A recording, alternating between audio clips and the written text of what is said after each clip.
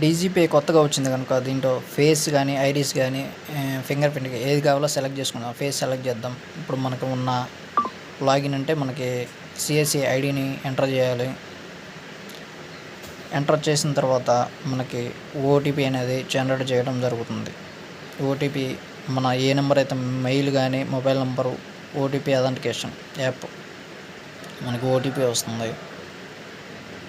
ఓటీపీని ఎంటర్ చేద్దాం. OTP enter చేసిన తర్వాత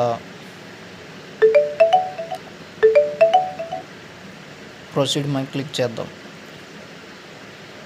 మనకి ఓపెన్ అవ్వడం జరిగింది. ఇక్కడ మన ఏజెంట్ అథెంటికేషన్ ఇవ్వాలి. అంటే బ్యాలెన్స్ ఎంక్వైరీ ఏదో ఒక దాంట్లో ఒక అథెంటికేషన్ అనేది తీసుకోవడం జరుగుతుంది. ఏజెంట్ అథెంటికేషన్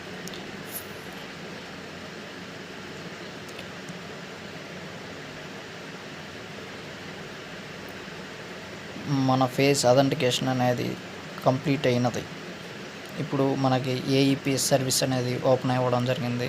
దీనిలో balance enquiry, mini statement, cash withdrawal ఏదైనా చేసుకోవడానికి సులువుగా ఉంటుంది ఫేస్ అథెంటికేషన్ యాప్ ద్వారా.